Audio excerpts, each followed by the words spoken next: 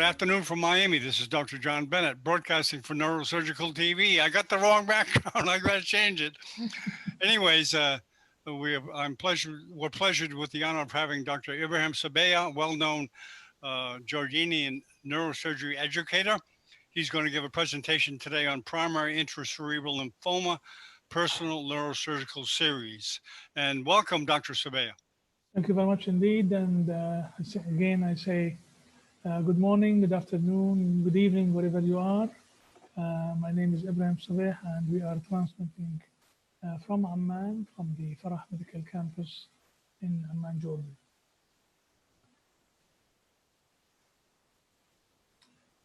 So this evening, we are going to discuss a topic which is, for me, is the forgotten disease in neurology and neurosurgery and in general, that is lymphoma.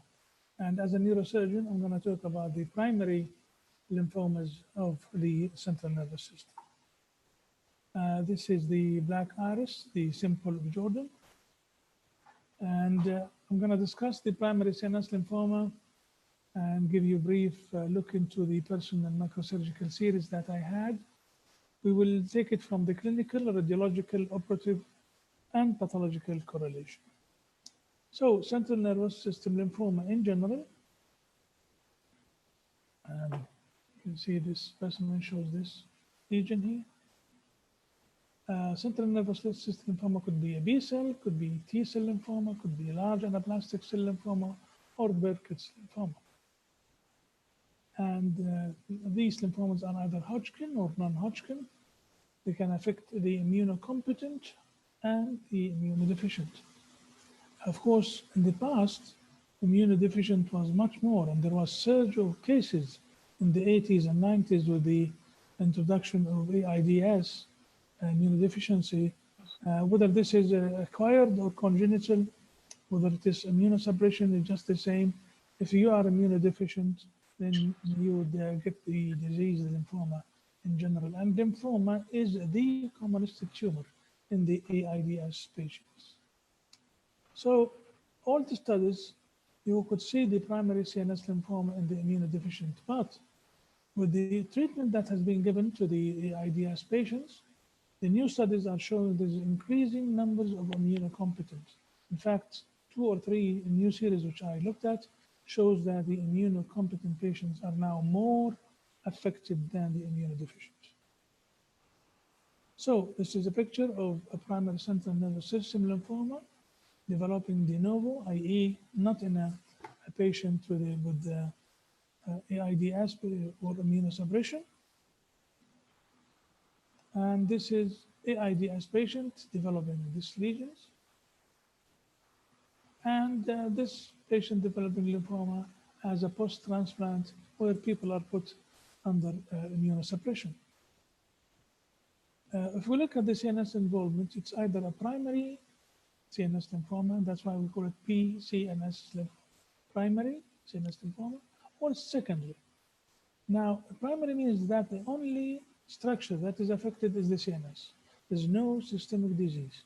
And when we say CNS, we mean the brain, the meninges, the spinal cord, and the orbit, the eyes. Secondly, you have systemic disease, and then the CNS gets involved. So it is very, very important to define whether a patient has a primary or a secondary, because the approach is totally different. If we look at the primary CNS lymphomas, they constitute something like 3% of all primary CNS tumors. So we have to look carefully at this. 3% of the primary CNS tumors are made of lymphoma. That's why I'm saying that lymphoma is a forgotten disease. People are not thinking of it enough. People are not looking for it enough, and it is just misdiagnosed. If we look at those primary CNS lymphomas affecting the brain, 95% are B cells, B cell lymphoma. So they're called diffuse large B cell type, diffuse large B cell type, 95%. Only 5% are others, i.e. T cell lymphoma, Burkitt lymphoma, lymphoblastic lymphoma, intraparenchymal mid-zone lesions, and so on. Why does it localize itself to the CNS? It's poorly understood mechanism, but it's said that neurotropism has something to do with it. And as I said, when we say CNS, I mean the brain with the meninges here, the spinal cord, and the eyes, ocular system. The primary CNS lymphomas are more supratentorially, 90% are supratentorial, only 10% are infratentorial. They could be solitary, they could be multiple. Multiple in up to 40, maybe 50% of cases. So where do they like to lodge themselves in the brain? They love the cerebral hemispheres, the hemisphere itself, 38%. They have this affinity for the thalamus and the basal ganglia. They love to go into the corpus callosum. They are periventricular. They can go to the cerebellum and the brainstem. But look here, cerebellum and the brainstem constitute the minority. The majority are supratentorial, and the majority are in the cerebral hemisphere. So if we come and take them one by one, leptomeningeal involvement, i.e. dura involvement. This is less in the primary lymphoma than in the secondary. So meningeal disease in secondary is much more. But it can affect the meninges and the parenchyma both at the same time. They can come in different shapes. They can just cause nodular meningeal thickening or subependymal infiltration or adjacent to the ventricles. So we still speak about them as leptomeningeal disease. And there is a special type called marginal zone B-cell lymphoma or Morse lymphoma, mucosa-associated lymphoid tissue. It's usually a low grade. This is a special type because the other primary CNS lymphomas are high-grade malignancy, while this marginal zone B-cell lymphoma is a low-grade one. This paper from the States, 2006, about these primary dural lymphomas, they look like extradural lesions. Also, this paper about the marginal zone B-cell lymphoma affecting the basal ganglia. As I said, it can affect the meninges or it can affect the parenchyma itself. And as I said, they love the hemispheres, frontal lobe in particular, periventricular. They look iso or mildly hyperdense.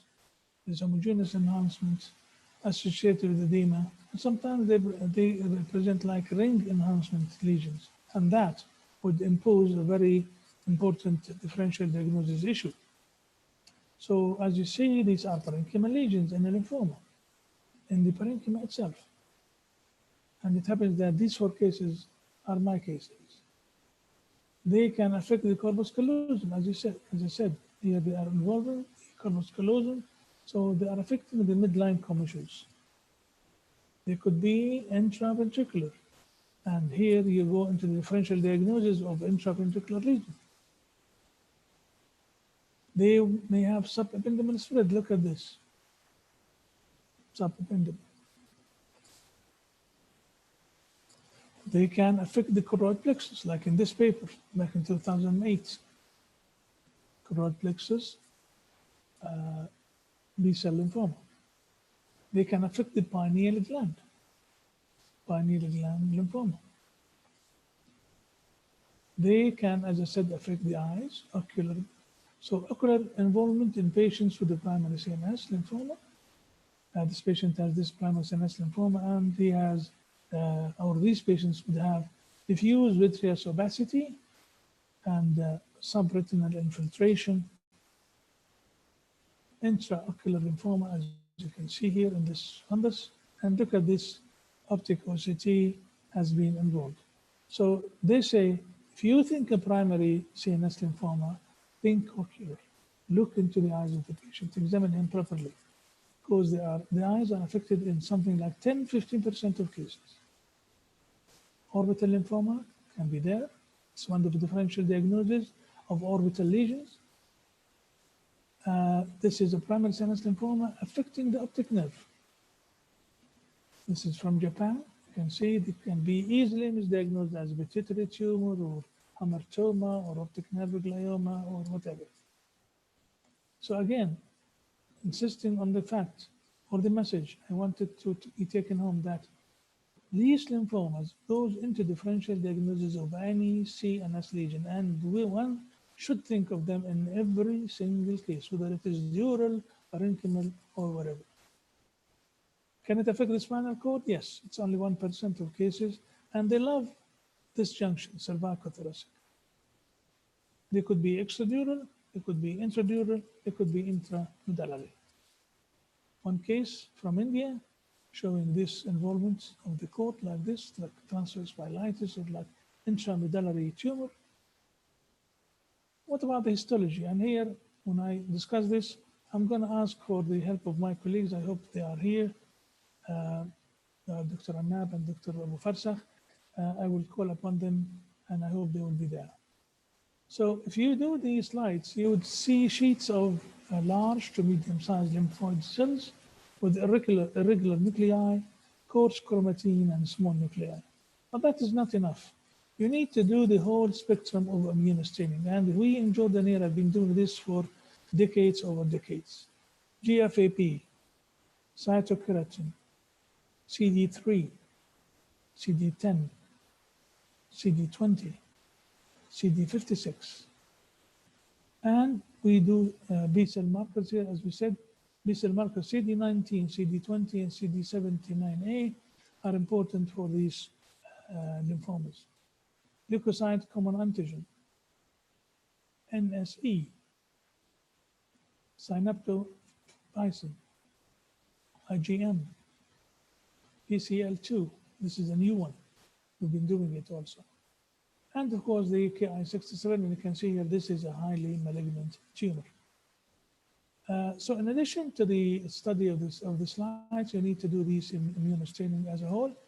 And as I said, CD30 is negative, TDT is negative, cyclin D1 is negative, but not in all cases. And once you have a case, and if you are a histopathologist, then you would go into the dilemma of what is this lesion? Is this a high-grade lymphoma? You want to differentiate it from other tumors because they look the same.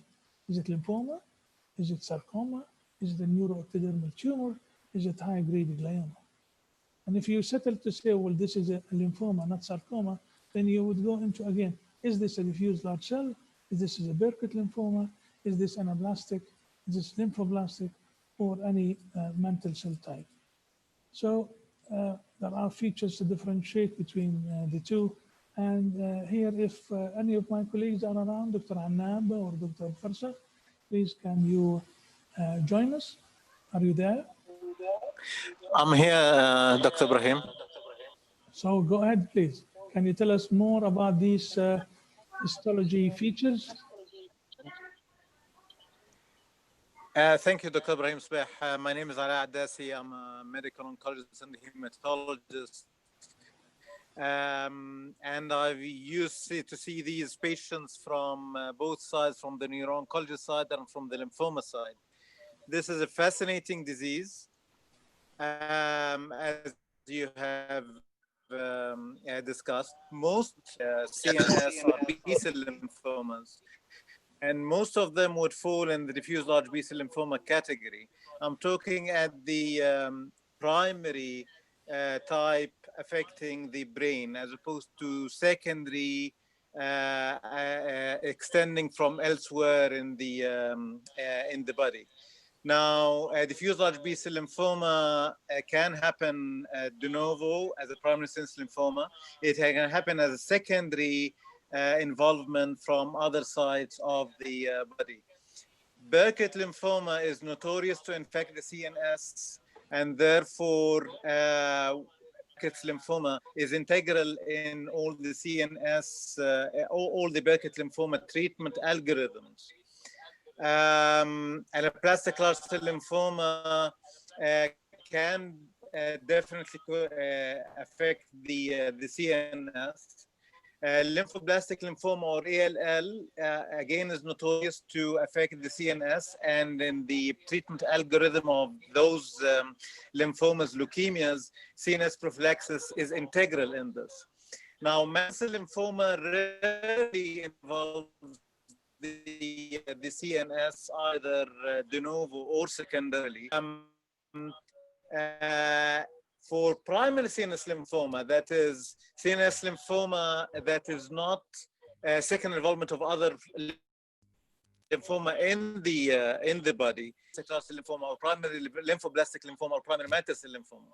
Most of them tend to be B cells, and most of them would fall close to what we would consider as diffuse large B-cell lymphoma.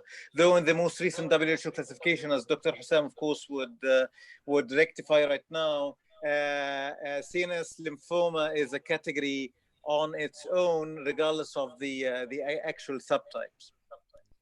Now, it's important, as Dr. Ibrahim has already mentioned, to take it into consideration in the differential diagnosis of all the aforementioned lesions in the differential diagnosis, because the treatment is radically different, as we are going to get back to down the road in this meeting.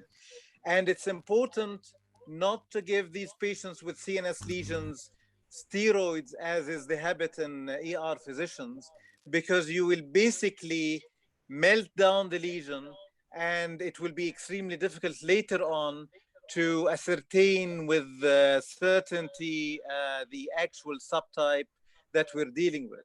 It's very important whenever you're contemplating the possibility of CNS lymphoma, either primary or secondary, to try to avoid giving steroids. And if you're really worried about a mass effect, you can use osmotic diuretics, etc., etc.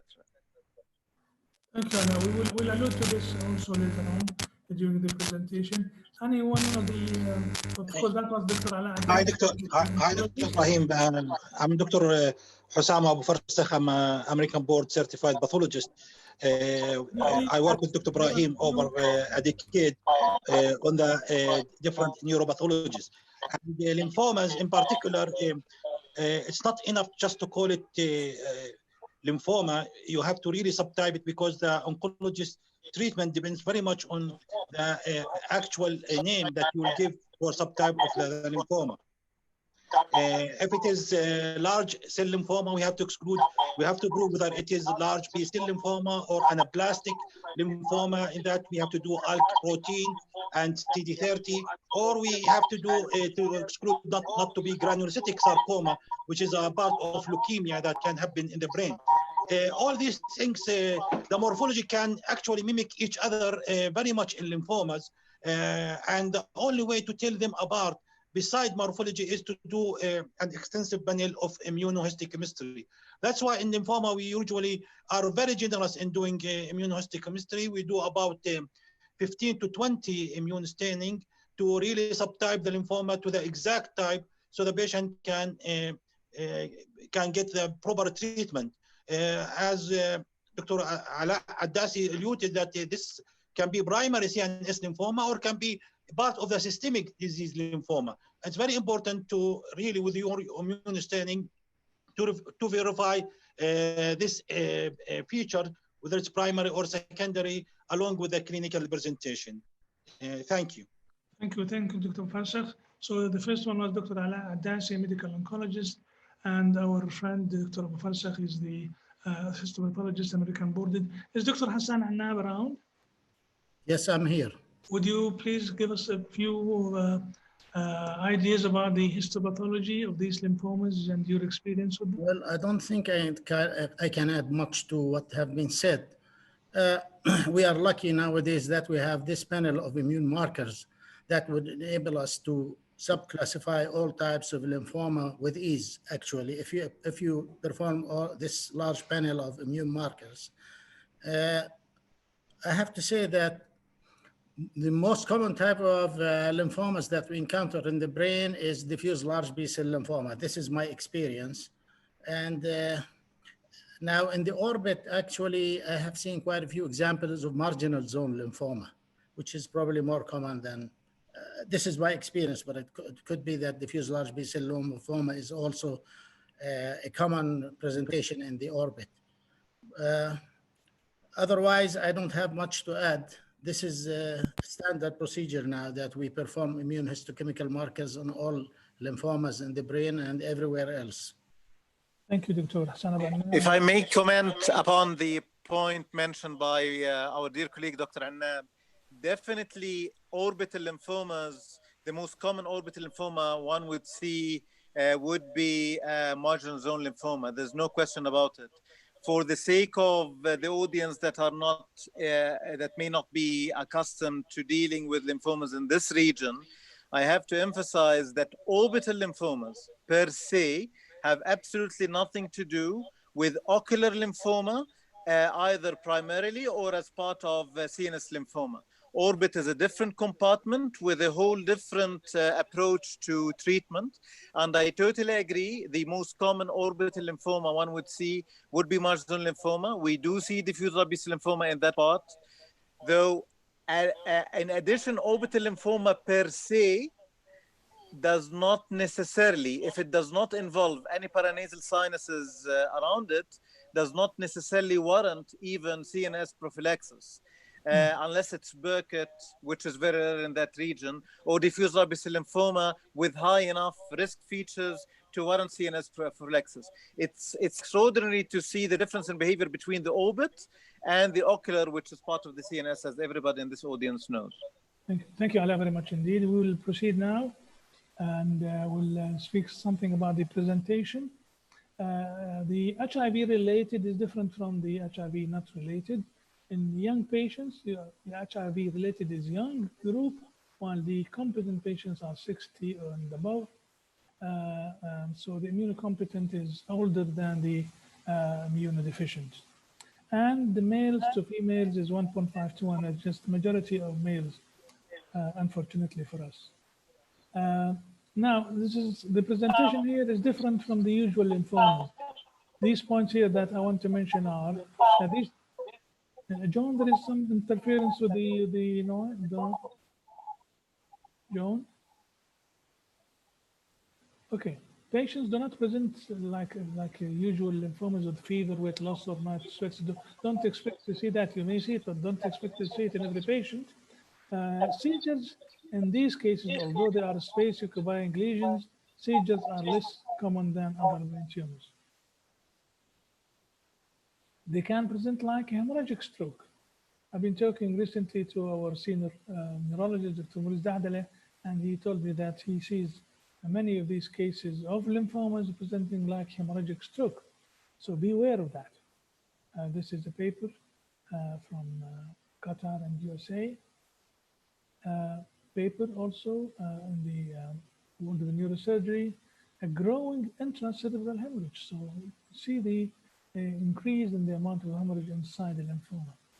And this is important because we see lots of intracerebral hemorrhages and we do not think of hemorrhage into a tumor. So hemorrhage into a tumor should be and must be thought of as one of the causes of hemorrhage. Hemorrhage is not only due to hypertension or aneurysms or IVMs or duropistula, it can be also due to coagulopathy, it could be due to aspirin, it could be to medications, and it could be part and parcel of hemorrhage into a tumor. And by the way, the commonest tumors they have hemorrhage into are gliomas, followed by meningiomas.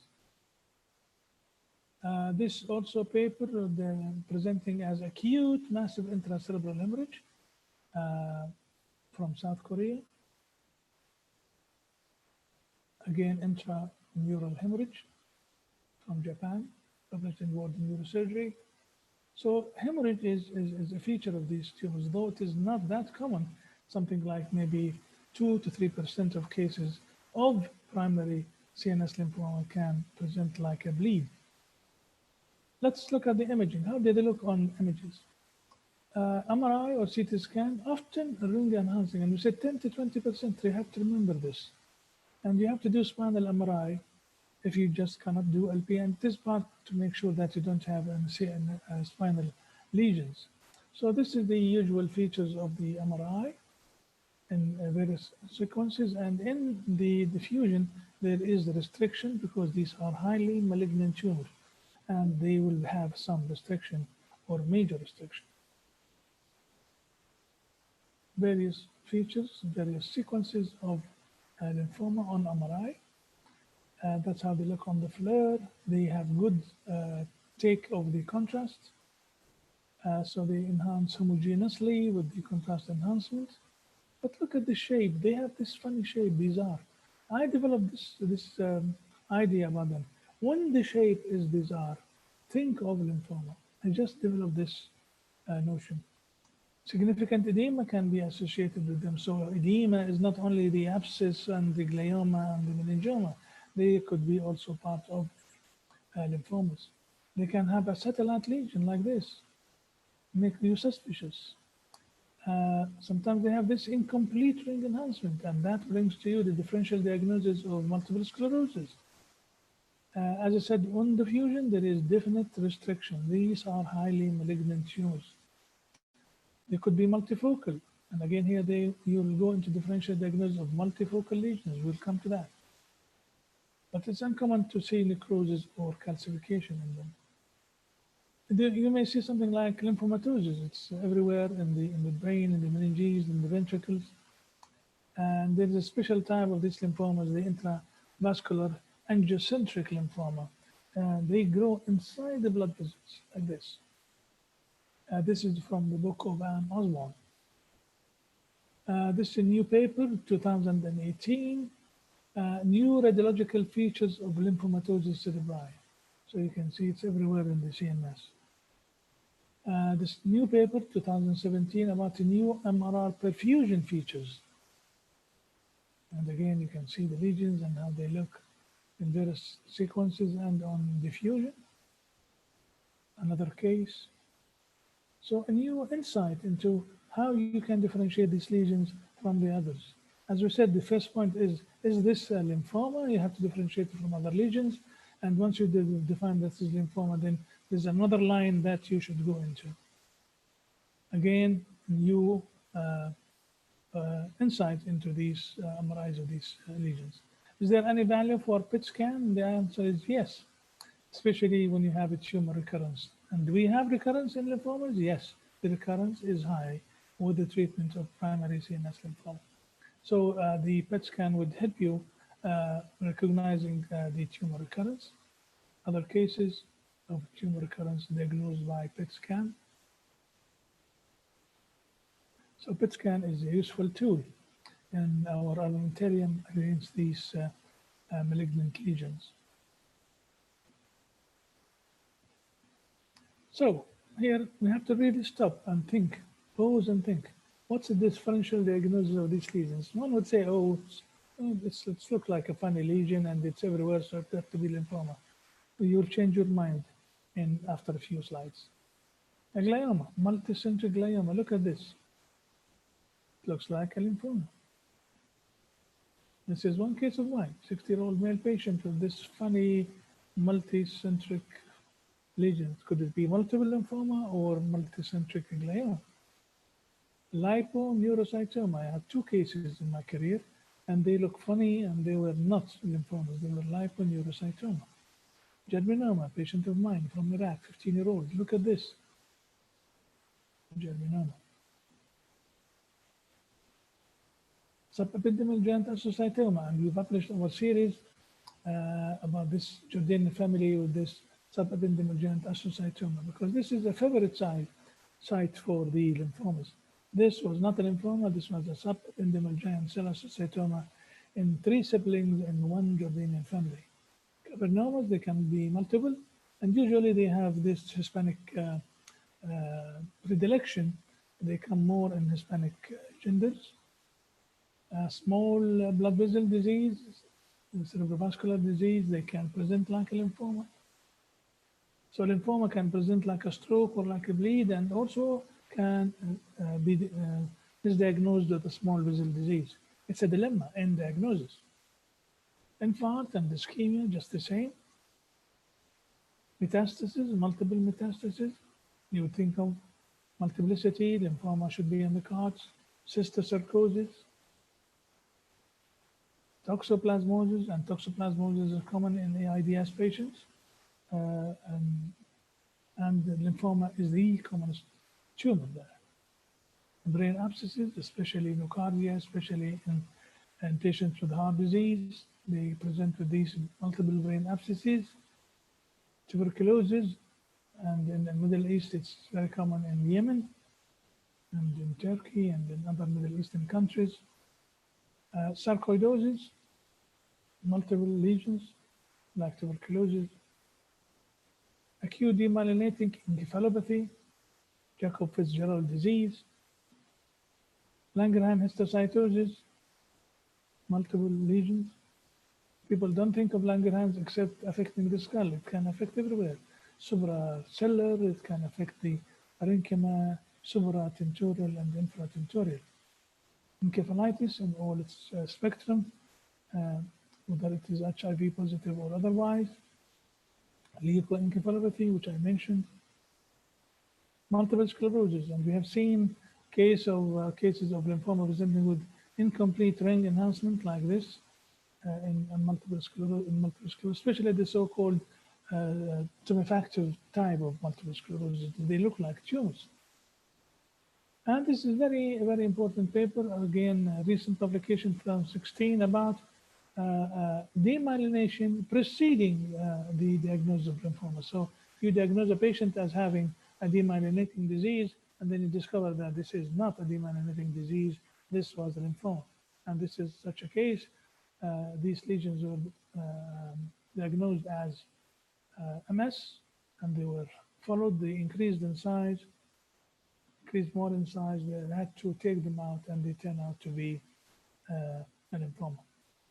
And they put this criteria to differentiate between demyelinating and the lymphomas. So one can really differentiate, and both can actually have some response to the steroids, as you know. Vasculitis in all spectrum, scleroderma, Behçet disease, systemic lupus erythematosus, and so on.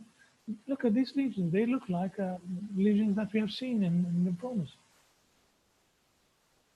Again, this paper about a case that has been diagnosed as vasculitis and then turned out to be a lymphoma.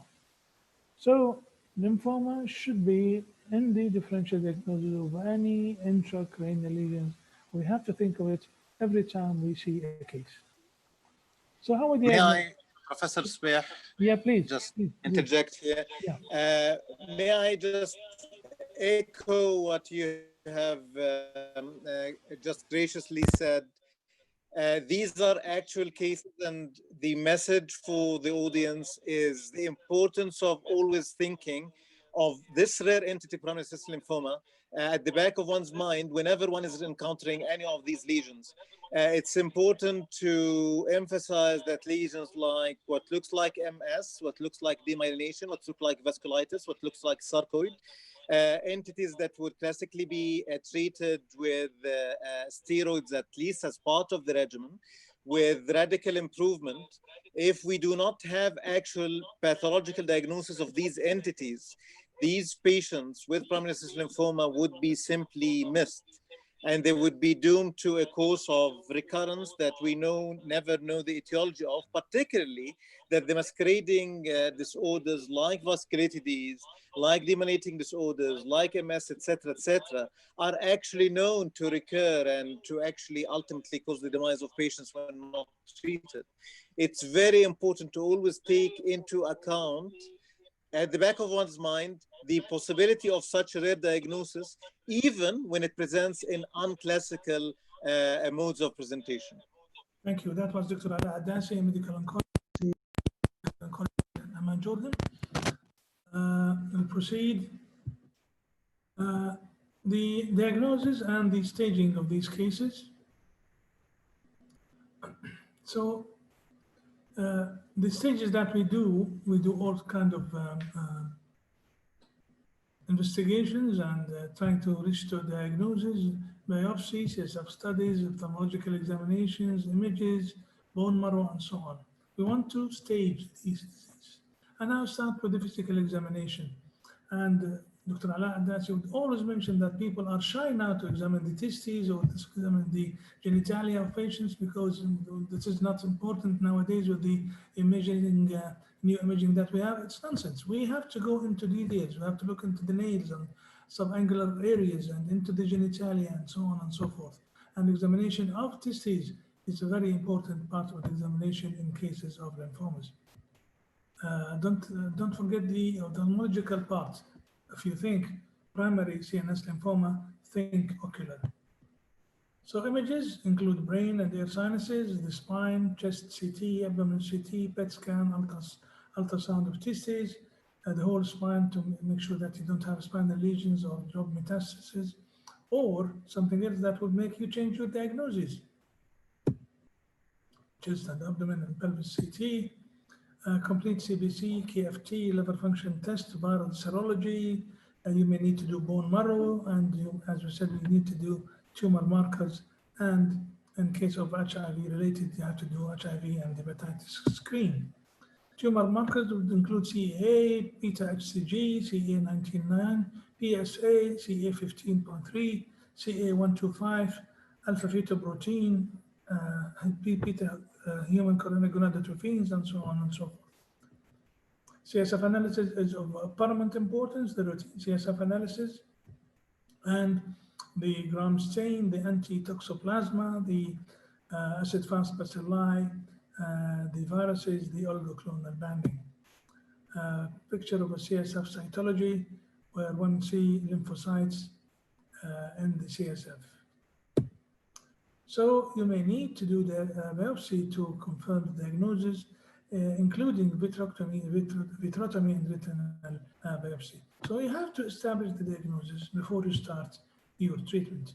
And that, coupled with the differential diagnosis that we add, this is an art of medicine. This is an art of a group of people joining forces together to give the patient the best result possible. It is not a neurosurgical problem. It is not a neurological problem.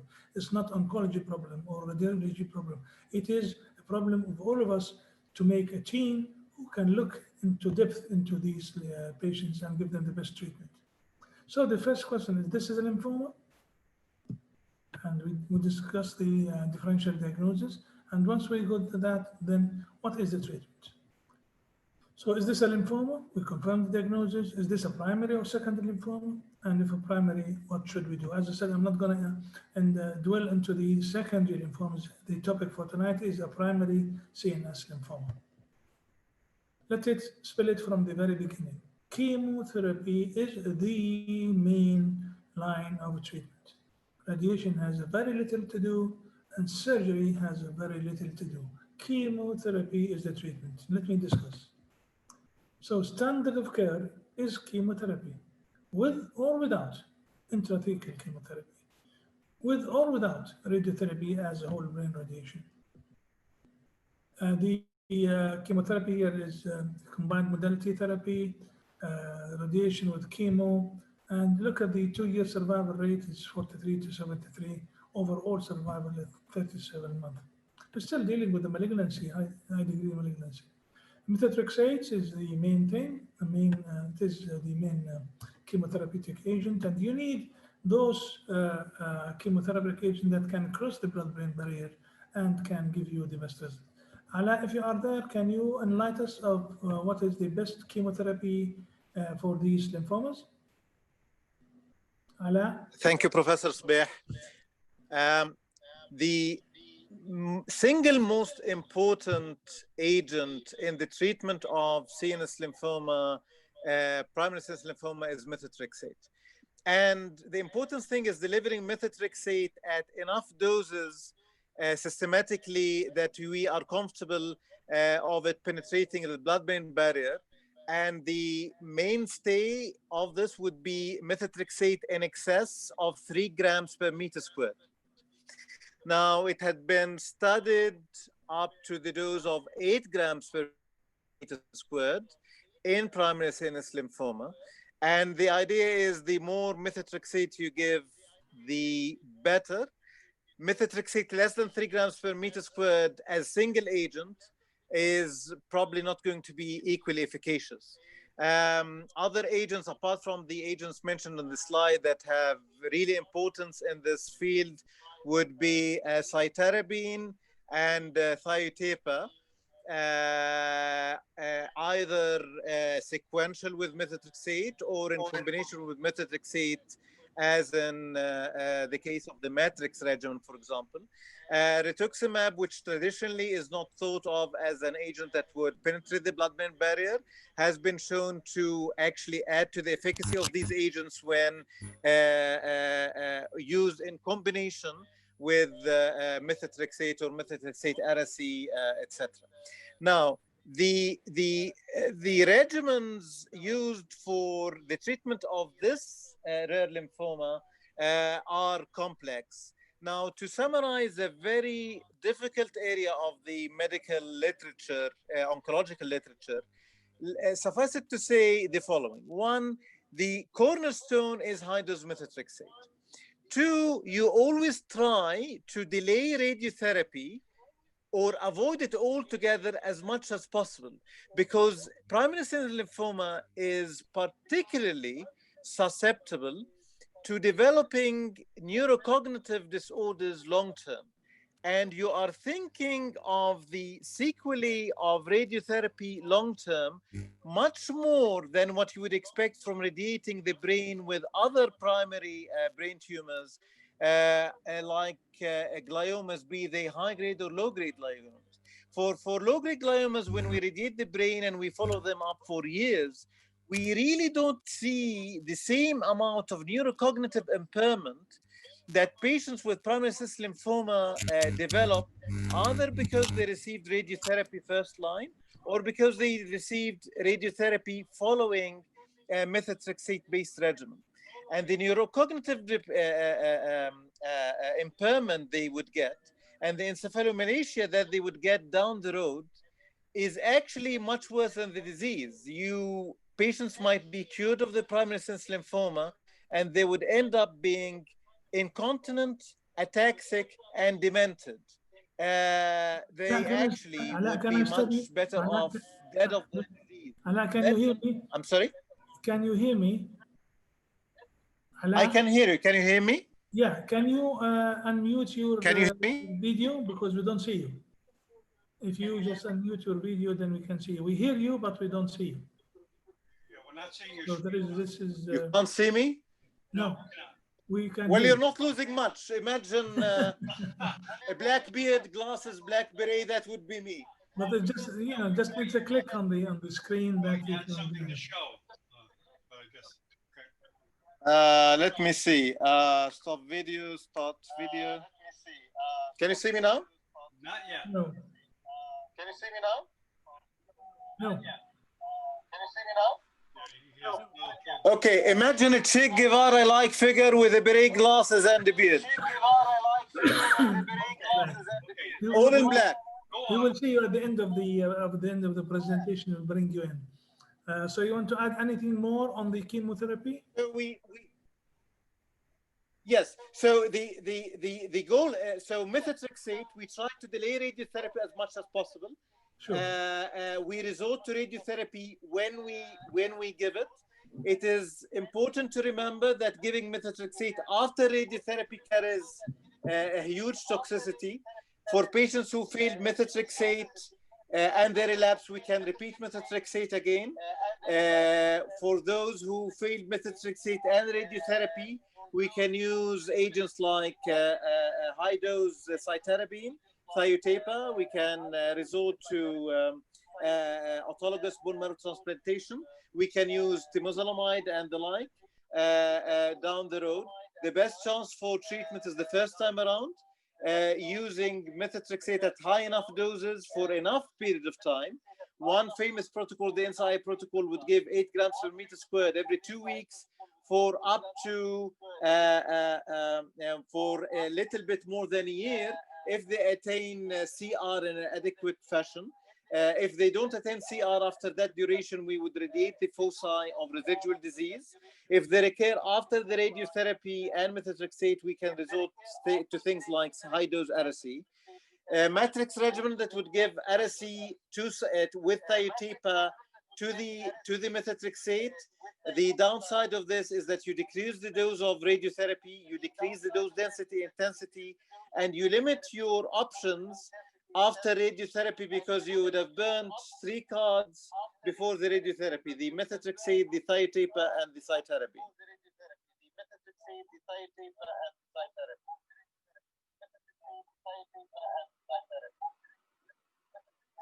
You're muted, Dr.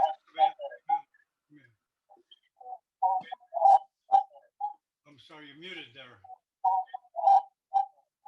Can you unmute? unmute Dr. Sabin. Go ahead. Yeah. Can you hear me? Yes. Yes. Right. Some of the papers about these chemotherapeutic treatment.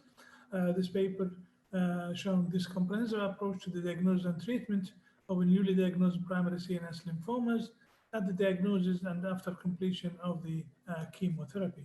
It's just a magic thing. But remember, they can recur. Again here, the lesions and just 2 months after chemotherapy. I looked into literature and found these some of the studies that currently are recruited in Germany, the Matrix, the Martin, PQR, and NOA, different regimen of treatment. What is the induction therapy and various kinds of protocols for chemotherapy, which Dr. Ala Adasi alluded to in an elegant way. Okay, I have a question. What about radiotherapy? Yes? Well, there's a question in the chat from Kula Azmat that says, let me see here. Hold on, let me get the question. Can we leave the question till the end? Yeah, sure. Of course. Radiotherapy, as we have just mentioned, and all of us has mentioned, they have a very little role in the treatment of these lymphomas. Again, standard of care is chemotherapy with or without intraventricular chemotherapy, with or without radiotherapy. So it has limited line of management here in these lymphomas. Again, if our friend Dr. Sam Al-Khatib, a radiation oncologist around, can you step up and tell us a few about the radiotherapy of these cases? Sami, are you around? No, he's not. So we'll proceed maybe at the end of the presentation. What about if Sami is not around, may I interject here to the importance of radiotherapy? Sure. Radiotherapy really works, not as a single agent though. As a single agent, you're talking about a median survival of around 6 months, even less than that, for something that can be controlled for much longer period of time with the aforementioned regimens. Now, even in a palliative setting, radiotherapy alone would not really do the trick. And most of the latter neurocognitive side effects are because of radiotherapy, particularly in the milieu of a previous methotrexate. So I have to emphasize that radiotherapy really works. We try to do craniospinal radiotherapy as much as possible. If the ocular compartment is involved and did not attain CR after high-dose methotrexate, that's encompassed in the radiotherapy field as well. It's an excellent salvage regimen, and when methotrexate was given in a high enough dose for enough period of time, there is data to show that delaying radiotherapy and reserving it as a salvage option later on does not compromise the overall survival of these patients at all. So when we delay the radiotherapy, we can use it later on as salvage without compromising the overall survival of these patients. So the message to take home, Ala, is that radiotherapy should be delayed. It is not an upfront treatment. Delay it as much as possible. Give chemotherapy, and then there may be a good place for radiotherapy. Thank you very much. Yes, I agree with Dr. Ala. Yes, I'm Sami Khatib. Yeah, please, I agree with Dr. Ala because most of the cases could be resolved only with chemotherapy and no need to use radiotherapy, unless later we could use it as a salvage protocol. Thank you, Sam. Thank you very much indeed. Let's proceed. Surgery, and again here, as I said, surgery has very little role to do. Let's agree about this. Gross total resection is typically not possible. This is an infiltrative malignancy, and it has multifocality, so no one can speak about gross total resection. So you don't need to do surgery unless you want to confirm the diagnosis. So surgery here is not as a palliative, it is not as a curative, it is used for diagnosis, whether just a stereotactic biopsy or partial excision through craniotomy. Look at this paper from New York, 2018, craniotomy and survival for a primary central nervous system lymphoma. The conclusion here, craniotomy is associated with increased survival over biopsy. So if you want to do surgery And that is in case of large tumors, and there is a space occupying effect of the tumor, and then it's better to go for craniotomy rather than biopsy. It gives you this edge. So in conclusion, they said it might provide, or may provide a therapeutic effects, but again, there is no more complications than any other craniotomy for any other tumor. And they showed the extent of the resection. This is a SEER study showing the extent of the extension, gross total versus subtotal versus biopsy. And obviously the gross total has the upper edge. Again, this paper about the role of surgery for resection, not for just biopsy, for resection, which I believe in. They also show that there is a value of surgery for cytoreduction.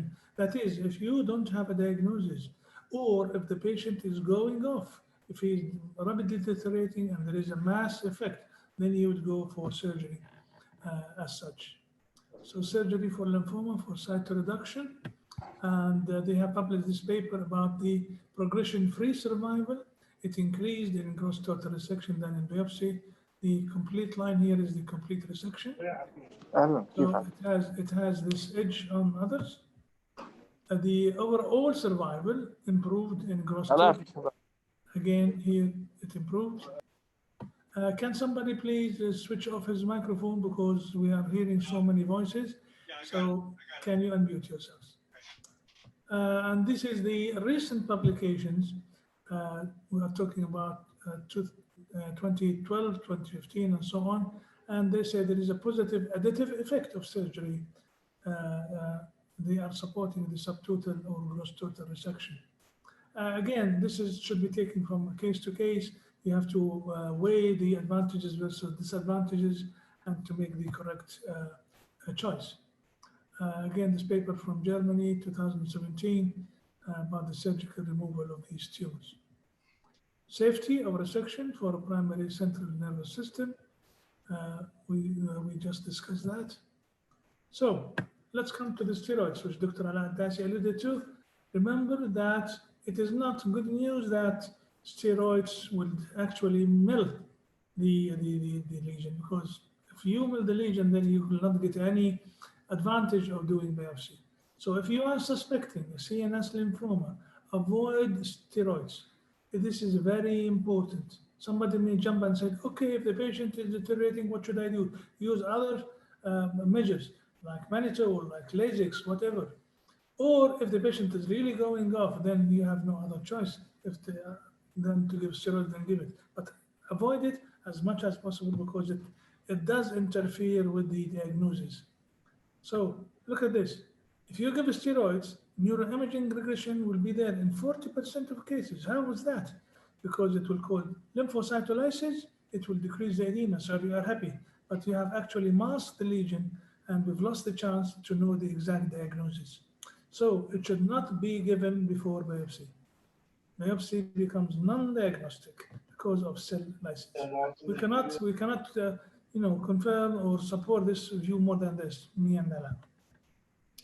So steroids use increase the risk of non-diagnostic brain histology for weeks or months, not only for days, for weeks or months. This paper, very nice paper in the British Journal of Neurosurgery, and I am a British trained man from London. This paper in the year 2000, looking at if the patient is taking steroids and if the patient is not taking steroids when he comes to you. If he's taking steroids, stop steroids. Wait 5 days and rescan. There is sufficient target in biopsy. If he's not taking steroids, then you go for biopsy. So it's important. Don't jump for biopsy when you can delay doing this for a few days or a few weeks' time. Can they relapse? Yes, they can relapse. In spite of everything you do, they can relapse. And the chances of relapse is something like 40%. So this is the lesion here, and this is the treatment, different cases, of course. That's the lesion, that's the response, and then the relapse. The lesion, the response, and the relapse. Almost in 1 year time. This paper also from Germany, 2018, about the algorithm of treating these cases, the staging, the toxicity analysis, the prognosis, and making the treatment decision We have alluded to all these points together. A new thing coming up also, the primary CNS lymphoma, is to use chemotherapy, autologous stem cell transplantation in poor prognostic patients. This is just a palliative treatment. What about the prognostic factors? Are there patients who are worse doing than the others? The answer is yes. High risk in immunodeficient, high risk in post-transplant, high risk in autoimmune disease. And also this paper published by the International Extranodal Lymphoma Study Group about the prognostic markers. Bad prognostic markers are old age, then over 60 is bad prognosis, low KPS, Karnofsky Performance Scale, elevated serum LDH level, high CSF protein, positive HIV serology, and lymphomatous meningitis are all bad prognostic markers. Again, this paper stress the fact that CNS lymphoma in the elderly is a challenge. Are there any good prognostic factors? If they respond to steroids in the right time for treatment, then yes. And the BCL6 is said to be one of the good prognostic factors. My personal series between the 1990 and 2020 is 23 patients. And this is a big number actually for a primary CNS lymphoma for a single neurosurgeon, not for an institute, but for a single person. And males in my series are more than females, 13 to 10. I'll show you some of their images. This 68-year-old female patient, look at these lesions here.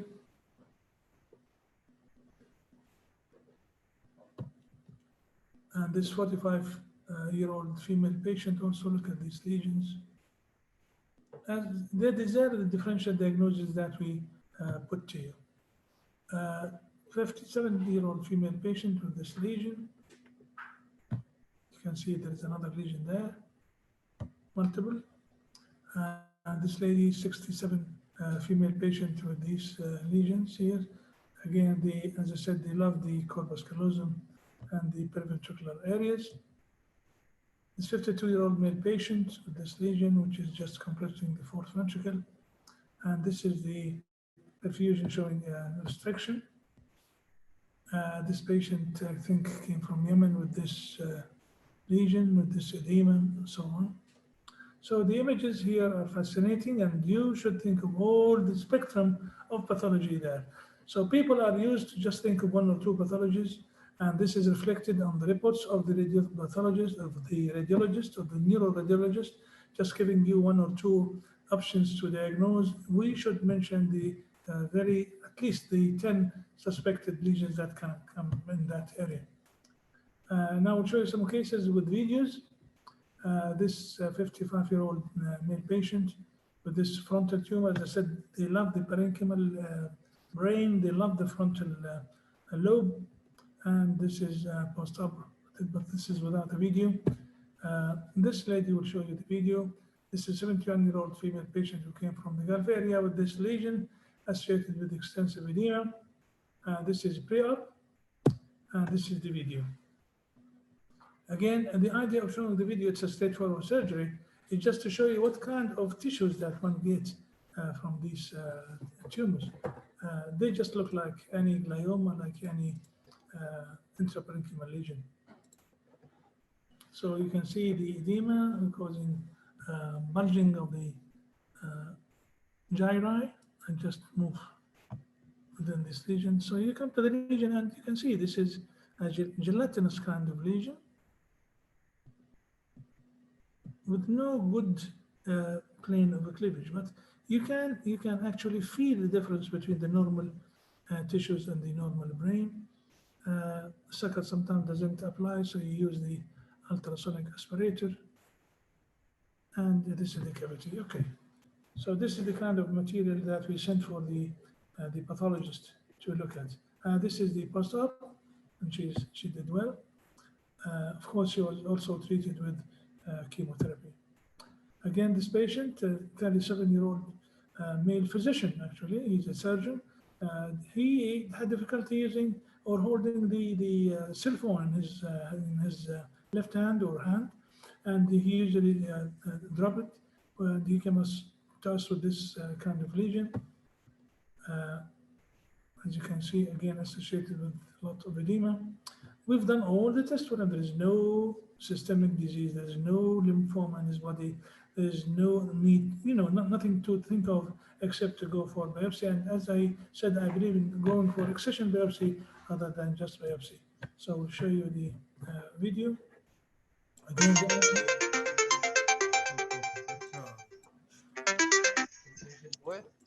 the idea here is just to show you the kind of tissues that we get.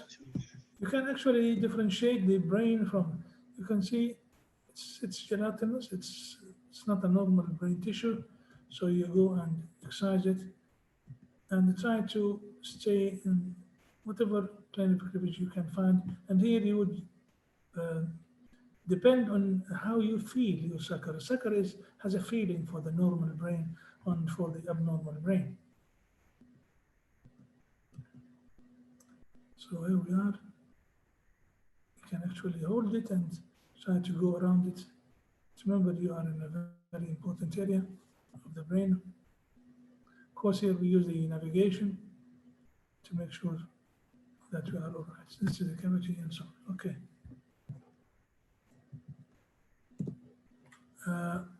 This is the post-operative, and you can see post-operative, of course, followed by chemotherapy. He received full treatment of chemotherapy. Now, that's something like now 3 years, and he's doing extremely well. And this is his picture immediate post-op, and just like a couple of days ago. This girl came to us from Kurdistan, Iraq, with this multiple lesions that you can see here in the fourth ventricle, and inside the ventricle, the foramen of Monroe, supracellular, etc. Again, we've done everything under the sun. We could not reach the diagnosis, so we had to go for surgery. And here the surgery is to get an excisional biopsy of one of the main lesions, and I did choose to go for the lesion around the fourth ventricle.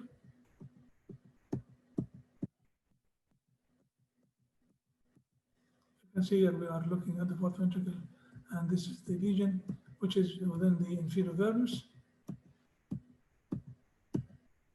Again, you can feel it, you can differentiate by feeling that it's different from the other normal brain tissue.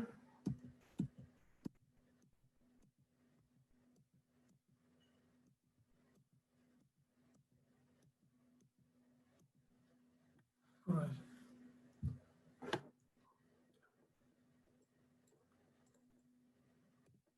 Last, this is post-operative. As you can see that we've been here, we've removed this lesion in her brain, and it was a primary lymphoma. She did up to have her chemotherapy back in Iraq. And this girl also came, I think, from Syria. Yes, and she came with this intraventricular lesion. Look at this. Now you go into a huge differential diagnosis of a neurocytoma, of subependymogenitocytoma, or germinoma, all kind of tumors come across your mind when you see such a lesion. It's huge, it's causing some obstruction, and she has a squint here, signal palsy. So we had to operate, and the operation is for a radical, not radical, gross total resection of the lesion. So this is intraventricular tumor. And here we are opening the dura and the middle frontal gyrus, and then going into the ventricle.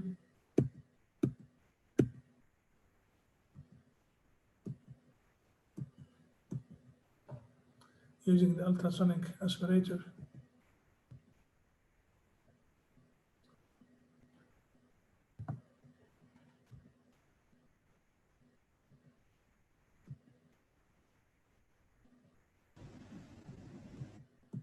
So here we are now inside the ventricle, and you can see the foramen of Monroe there, and you can see the thalamostriate vein.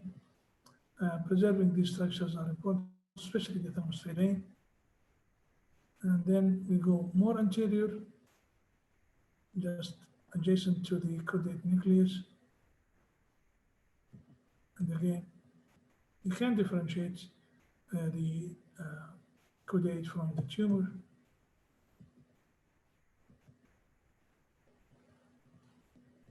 As you are there, you are trying to exercise as much as you can without sacrificing the neurological status of the patient. But doing gross total resection would help the future chemotherapy.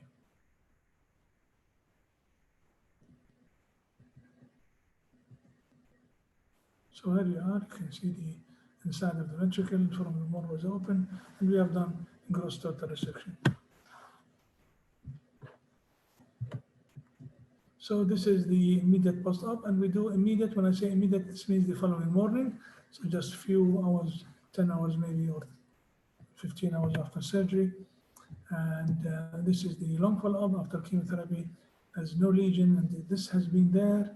This patient has been followed up for now something like 7 years with no recurrence. So my conclusions are, CNS lymphoma was once thought to be to have a dismal prognosis. It is now reasonable to anticipate long-term survival and possibly a cure for a significant fraction of CNS lymphoma in primary or secondary patients. This paper also from Harvard, USA 2011, survival among patients and this period of time between 73 and 2004, again showing you the Kaplan-Meier curve. The Kaplan-Meier curve shows survival in overall cohort is more in the radical accession. Again, the fact that these tumors, these patients, CNS lymphoma patients, they require a multidisciplinary team. It does not need one person.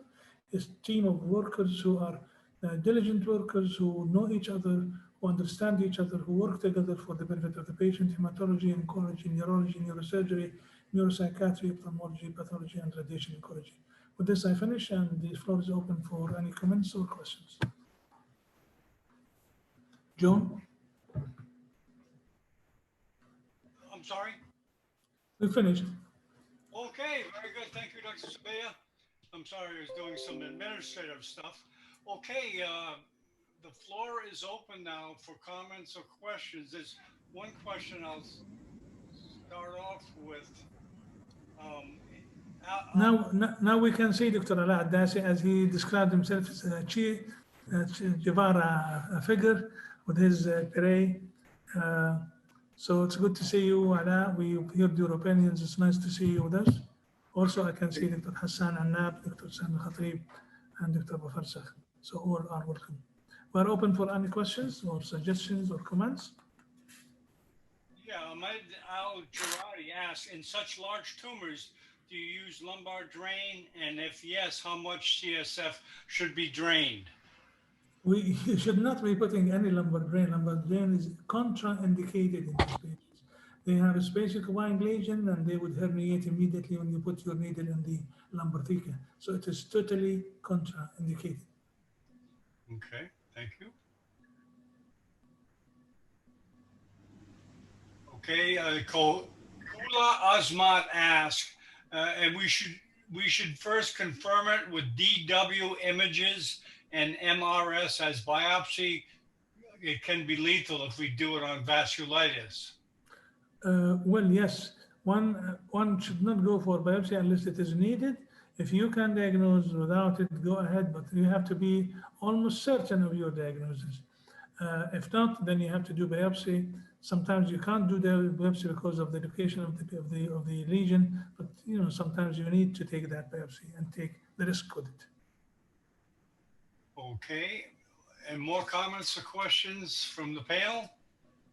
And there is a question here I can read from Nikolai. It says, how many of your patients had AIDS associated primary CNS lymphoma? The answer is just one patient out of the 23. He was a Syrian patient, married, who had AIDS without telling anybody.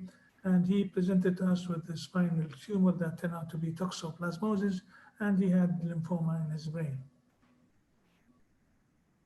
Okay.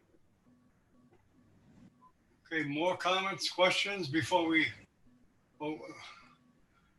okay. Okay, very good, Dr. Sabea. Let me just get, okay, we're going to have 10 questions submitted by Dr. Sabea that kind of touches on some main points. So let me just set it up. It's like last week, It's called Kahoot. Okay, let me just get back to it. I'm having trouble loading it here.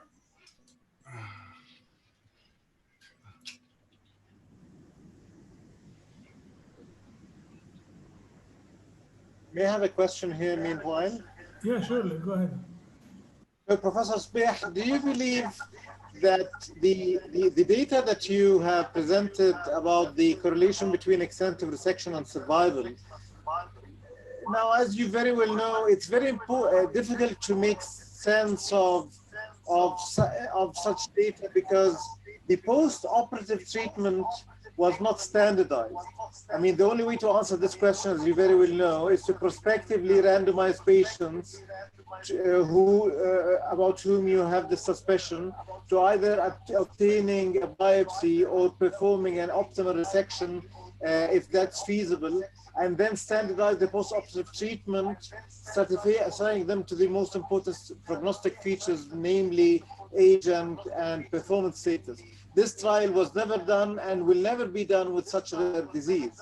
So one can always say that there is an inherent selection bias because those who underwent the surgery, either they were fit enough to do the surgery and thereby they were younger and had better performance status, so you're selecting the good players, or they were or had impending herniation and the surgery was life-saving, and had they not done it, they would have died. So you are you are removing the worst group and the best group from the analysis.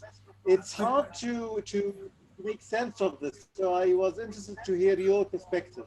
I cannot agree with you more, Ala, that the final chapter of the role of surgery in lymphoma has not been written yet. I've tried to present the ends of the spectrum of how people look at the role of surgery in these lymphomas. Some people would just dismiss it off the table completely, don't even think about it. It's associated with so much complications, so just mere biopsy would do. These are the majority, and some new papers have been published with the limitations that you mentioned, which I agree with, that say, well, it may have a role. Even those who would say that they have a role, they put it with some preservation that make sure that you choose the right patient to, which, as you said, maybe this is a patient who is going off with a space-occupying lesion, a young patient in a good favorable condition. So the final chapter of the role of surgery for lymphoma has not been written yet, but I am with the final opinion that chemotherapy is the mainstay of treatment and not surgery. Okay, very good. Okay, I think. Hold on. Can I ask a question? Go ahead. Yeah. Thank you. Thank you, Professor, for your brilliant presentation. You have presented a case having the multicentric location of primary CNS lymphoma, one in the suprasellar area, one in the foramen Monro, and another in the fourth ventricle. So what do you feel? All the tumors grows at the same time, or one tumor arises, then it settles through the CSF and then spread over the brain? It's what both. Is it is both. It is multicentric and it is multiple lesions in different areas of the brain, and they have the tendency to go into subependymal spread. So if they are near the ventricle, they will just go underneath the ependyma and spread to the other parts of the ventricles. But it is multiple lesions in different areas with subependymal dissemination. Thank you. Very good, Mohammed. Okay, get out your smartphones. Yeah. Get out your smartphones. We need you to answer some questions, okay, based on the presentation of Dr. Sabaya, the questions that he submitted. And you need to go to kahoot.it. Okay, it's Kahoot. It's kahoot.it, and use this pin 194612 to enter on your smartphone. Okay, we're going to wait a few minutes.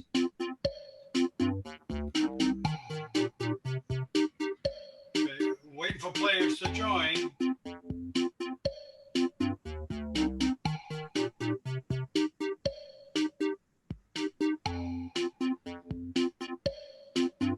It takes a few minutes. And you gotta punch the number in, which I'm gonna do now. I'll be the first one to get in there, probably.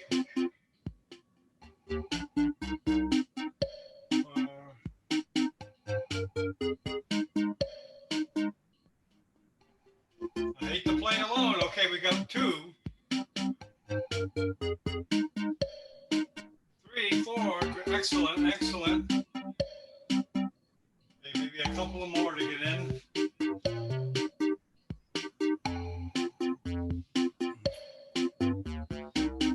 Just wait a minute.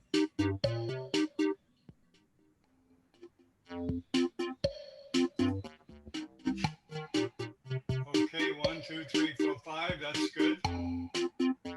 One more and we'll start.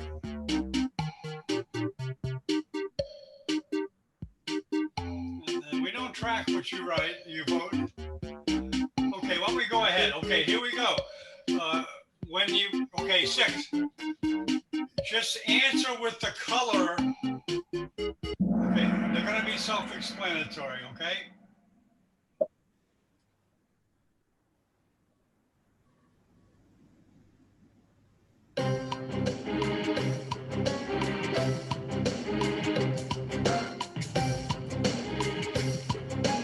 And just vote on your smartphone with the color.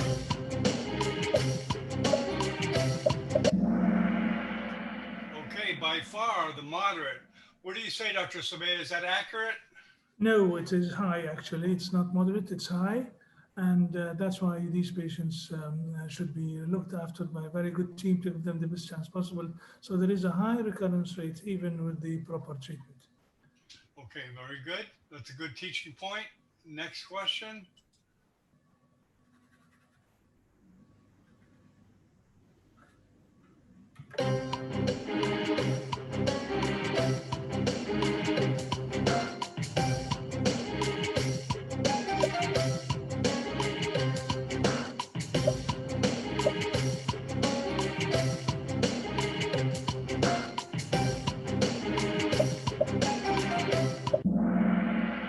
Well, we can't be wrong in that question. Right. Well, the 3 of them are all bad prognostic signs. Age above 60, high CSF protein, and low KPS are all bad prognostic features. I think the age here has been written in is not what I meant. The age above 60 is the most important. So age is the most important one, but all of them are bad prognostic features. Okay, I guess everyone was right in that one. Yeah. Okay,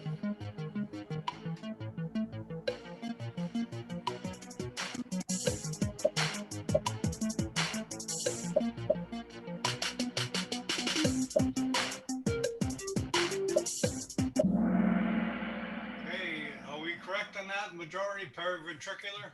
No, the hemispheres comes number 1. It's about 40%. Periventricular something like 12%, 13%. Cerebellum is just 4%. So the commonest is the hemisphere. And when you come to the hemisphere, then you can put the basal ganglia, the corpus callosum, and so on. But the answer number 1 is the commonest cranial site, hemispheres. Okay, thank you. Okay, number 4. Primary Cns Lymphoma counter.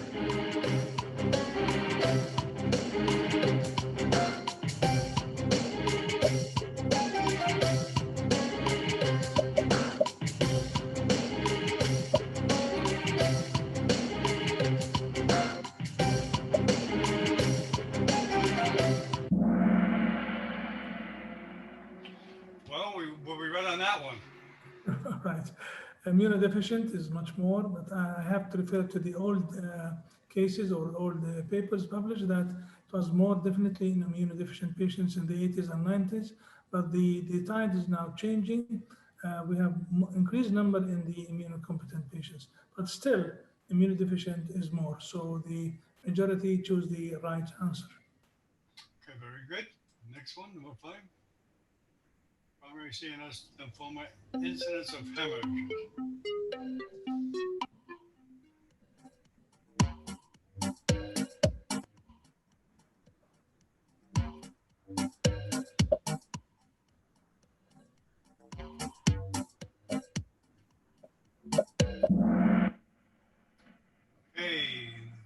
three answers for less than 5%. Yeah. Is that But yeah, less than 5%, I accept less than 1%, but the correct answer is less than 1%. It is not very common for them to bleed, but we have to remember this rare presentation of a bleed in primary lymphoma. We have to remember the incidence of hemorrhage into brain tumors.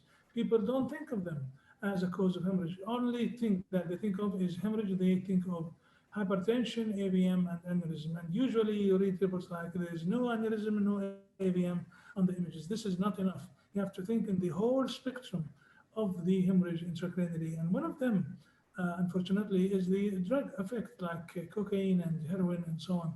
And these are common in some countries. So the incidence of hemorrhage in a primary CNS lymphoma is not high, but the question has been put to raise the alert about thinking of the causes of hemorrhage into tumors when you face an image with the bleeding. okay? Very good. Good teaching point. Okay, next question. Common site in the spine.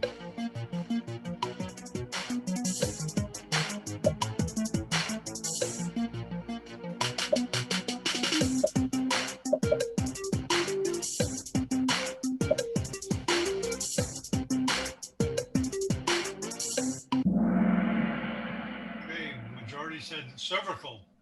Well, cervical and cervicothoracic are the majority, so I'll take that. But the commonest really site, they love for one reason or another the junction between the cervical and thoracic spine. Remembering that spine involvement in a primary CNS lymphoma is 1 to 2% only. Okay, very good. Next one. Marginal zone lymphoma affects more.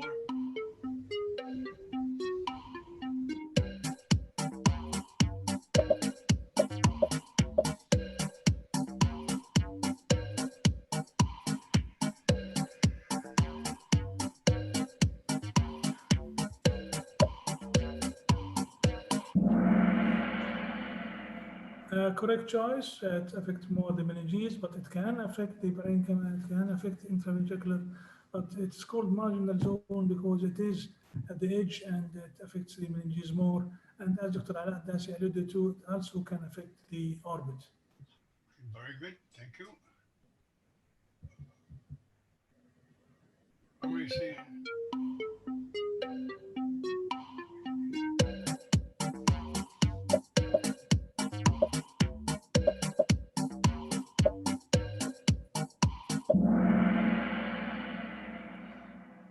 Four, second answer, the blue. 4 has chosen that. It's a B cell lymphoma. It's a large B cell lymphoma. In the majority, it's 95% of a primary CNS lymphoma are primary B cell lymphoma. Only 5% are the mixture of T cell lymphoma, Burkitt lymphoma, and all the other lymphomas. Okay, very good.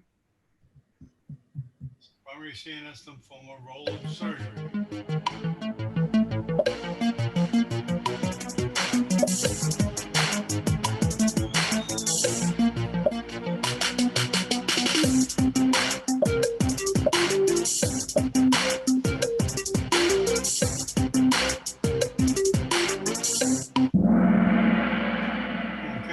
Said diagnostic, is that correct? Yes, that's the correct answer. It's mainly diagnostic more than anything else. And as I said, whether you just go for a stereotactic biopsy or for excision biopsy, it's just the same. It is not a curative, and in very limited cases, it can be palliative, but it is mainly diagnostic. Okay, we're on a roll. Let's finish off with a good one. Commonest cranial lesion.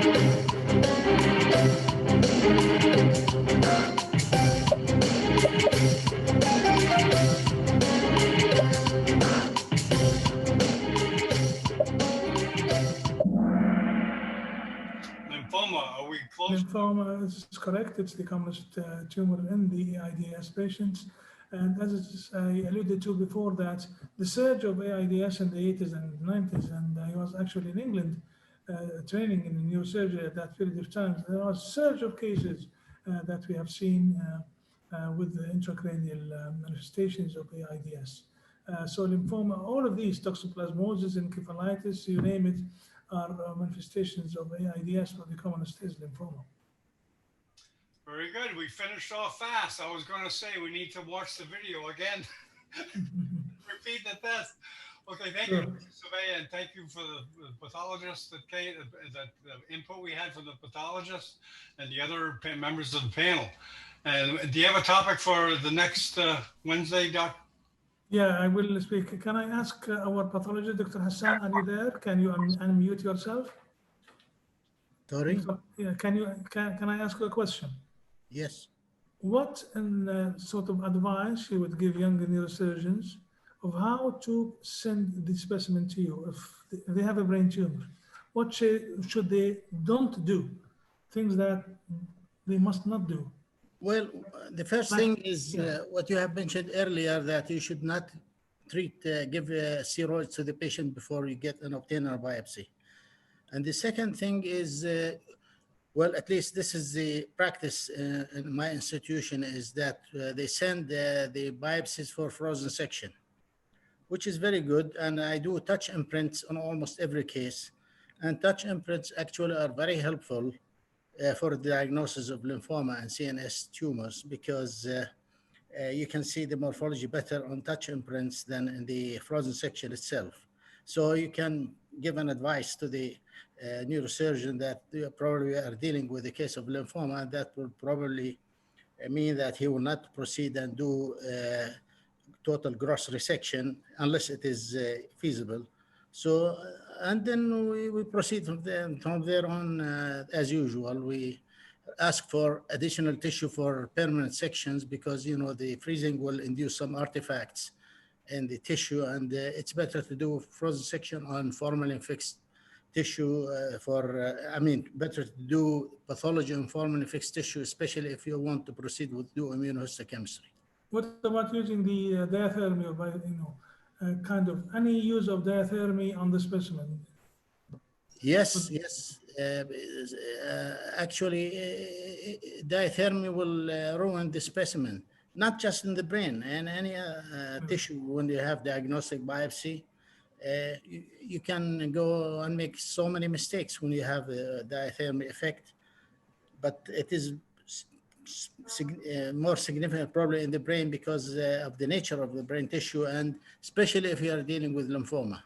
So should they be putting the specimen on a wet gauze, or put it in a bottle with the solution, or they put it on a slide? Actually, what they do in my institution is they put the small specimen, the tiny pieces that they take for frozen section, they put it on a slide and put it in a container, closed container. And actually it takes only 2 or 3 minutes. Now, sometimes you get drying artifacts if it is delayed, but otherwise they use the slide itself as a touch imprint, and we can stain it. And that's what we do. Yeah. Probably it's not the best way to do it, the things, but this is what is done. Right. Thank you, Hassan. Is Dr. Hussam Mufarsakh around? Hussam, are you there? No, he's not. Ala, would you like to give us final words of wisdom for young generation about how to deal with these lymphoma patients? Thank you, Professor Spehan, for the comments, for an excellent meeting. Please always keep this rare entity at the back of your mind, because missing it would have deleterious and lethal consequences for the patient.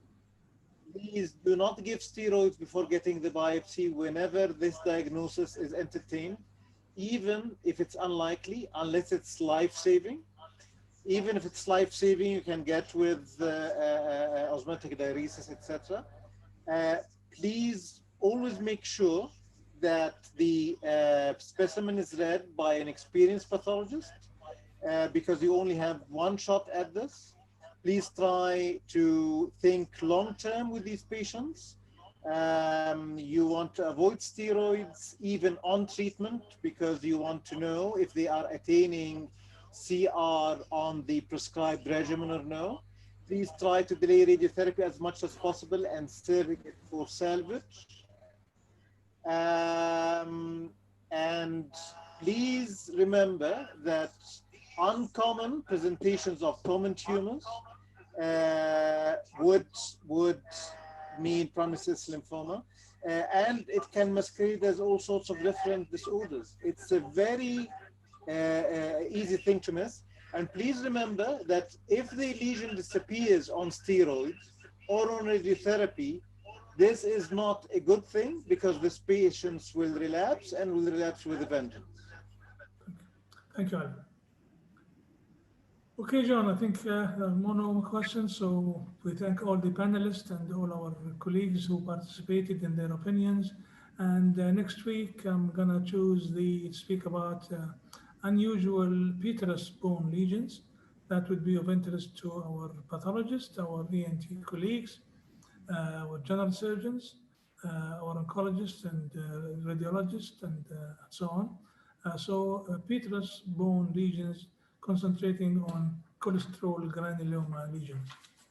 Very good. So, okay, thanks, Doc, and thanks all the panelists, and we'll see you next week.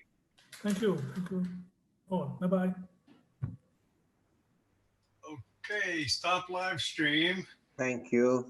Okay. Excellent lecture. Thanks, everybody. Doc, did you like those questions? Yes. They brought up some points, right? Yeah, of course, especially for people who are really listening carefully, then that would just hammer the facts completely in their minds, and it will highlight the important messages that we had during the presentation. So I think we'll just do the same next time, but maybe suggestion that we put the questions before. Yeah, okay, sure, we can. And just let them think about it, and then we'll answer them at the end. Yeah, it gives them something to look at while listening to the lecture, something to think about. Yes. Absolutely. That's definitely a good point. So. Okay, so we'll say good night and thank you very much indeed. Okay, bye-bye. Surveyor, I'm going to stay here, okay? Bye-bye. Muhammad, are you there?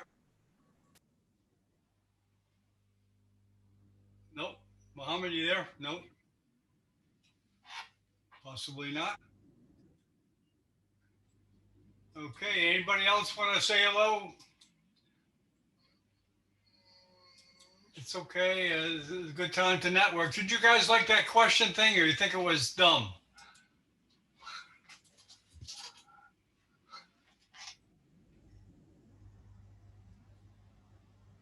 Oh, Saeed, you there? Hello. Hey, how you doing? Hello, Dr. John.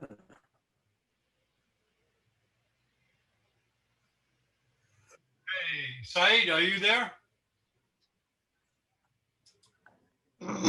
Hello. Hello, Saeed.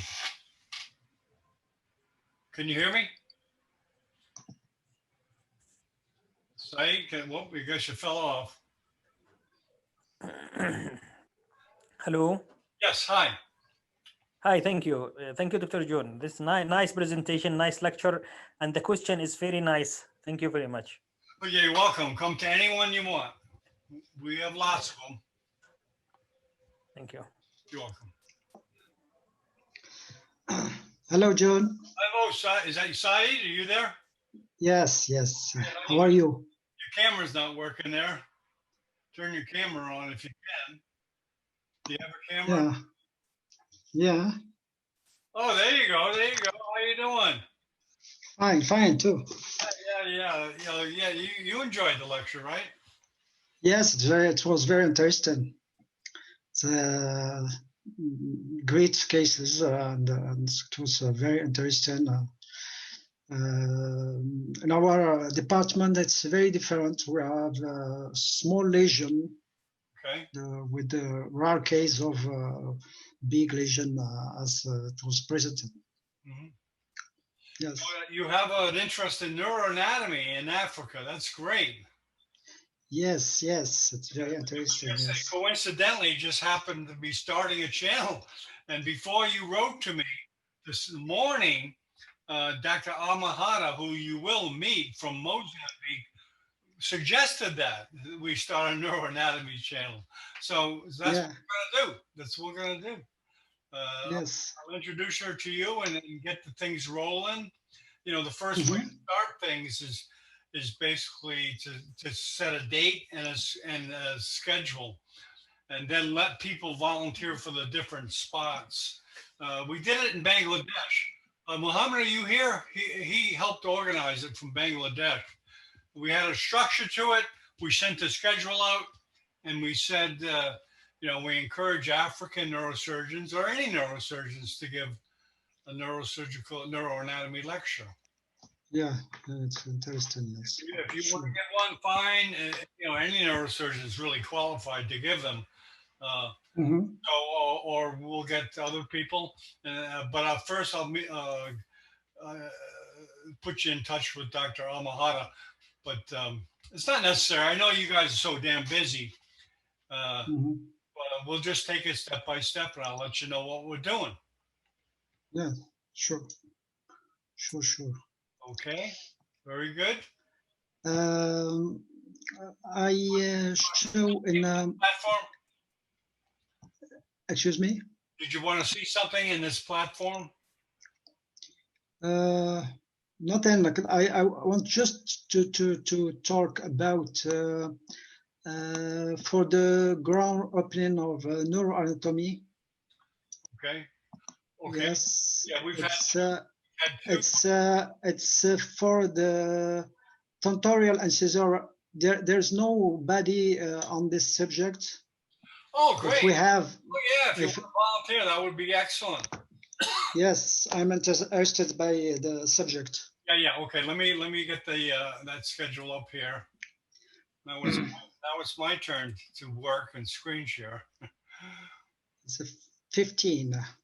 4th January. Okay. Yeah. Okay. Yeah. Let me screen share this. Can you see it? No. The schedule. What? Perhaps let me share it again. Okay, here's the schedule. Okay, January 4th. Yeah. Tentorial and Caesura. Yes, tentorial and Caesura. Okay, excellent. I'll put 4th January. Right. I'll put you down there. Yes. Very good. Excellent. That's how it works. The key is making the schedule and giving people options. To pick. Yes. It gives it a framework.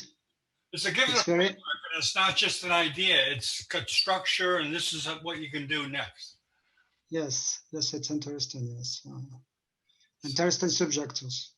Oh yeah, I love neuroanatomy. I wasn't a neurosurgeon, but I loved neuroanatomy in med school. I loved it. Yeah. I did very well in it. I used a book called Sidman and Sidman. It was a program text because it was very hard to understand decussation and others. Yeah, you know how yes. when you're a student, what the heck is this? Yes. But that program text broke it down really simple and did a really good job. Yes. The study that actually is very different from late years. It's all is disponible by YouTube, internet, and we have video, lots of videos that facilitates. Yes. I hope the online teaching gets better. Maybe cadaver workshops and things of that nature, where obviously a lot of people can't get to a cadaver workshop. So hopefully we can televise some workshops, because I think Kenya has a refrigerator. Because we have to have refrigeration. I didn't realize that every cadaver. Every place you store cadavers, you got to have refrigeration, and that's a prohibitive cost for most hospitals. But if we can somehow put it online and try to make it interactive, many students will have access to that type of thing with the internet. So, anyways, there's a good future in that, I think. Yes. So where are you at now? Are you where are you at now? France now? I'm in Réunion Island. Oh, you're back in the island. Yes. Okay, you were in France, right? Yes, I was in France until